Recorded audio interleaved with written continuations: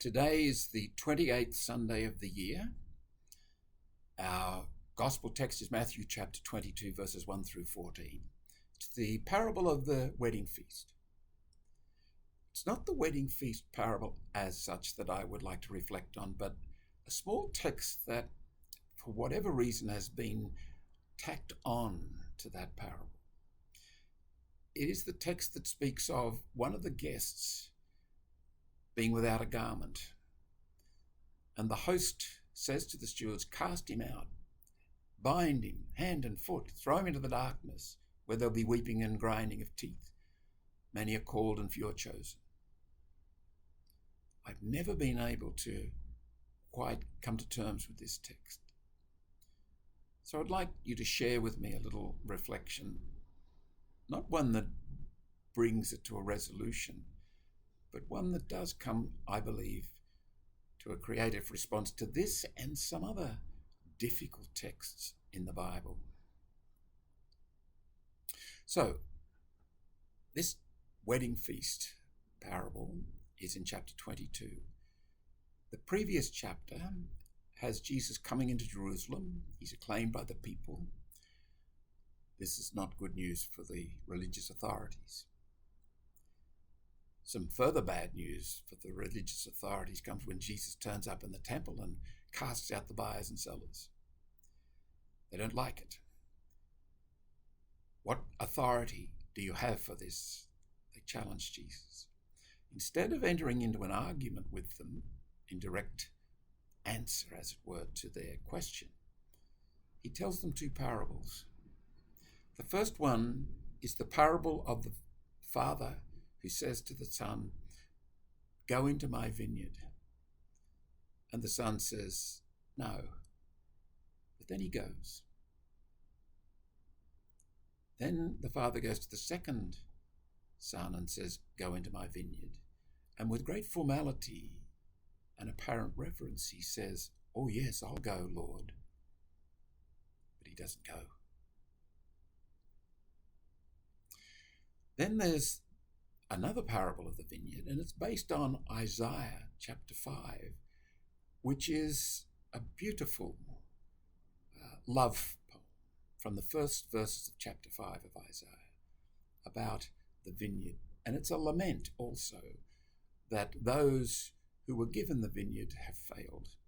It's about the covenant being betrayed, and Jesus calling the religious authorities and the people back to the primary event, the founding event of Israel, in which God took the initiative, a loving initiative, in love, through love, with love, reaches out to form a covenant with the people that's not being recognized, it's being forgotten. Now, Matthew's Gospel seems to have been written about the mid-70s, some within a decade of the destruction of the temple, in which the Jewish people were dispersed, as indeed were the Christians. Matthew is probably talking to a community in Syria, perhaps Antioch, mostly Jews. Matthew's Gospel is at pains to link Jesus and his teachings with the teachings of Torah. There are many, many references in Matthew's Gospel to the Jewish scriptures. Herein lies, I think, a key to understanding, or at least approaching, the nasty conclusion to the wedding feast story. It's a question of Jesus recovering the tradition. What is at the base of Judaism and the tradition that Jesus claims the people have, the religious authorities have forgotten? We need to go back to Exodus chapter 3, the theophany, Moses on Horeb. Out of the burning bush comes a twofold revelation. I am with you. Chapter 3, verse 12. I am who I am. Chapter 3, verse 14.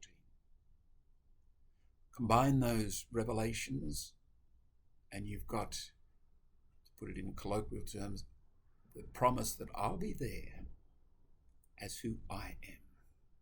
Shall I be there? I'll always be with you, but on my terms.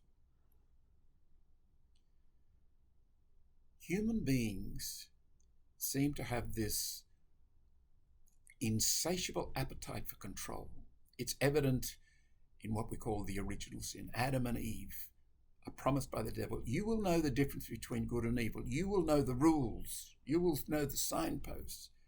You will be able to establish frames of reference so that you have this sense of being in control.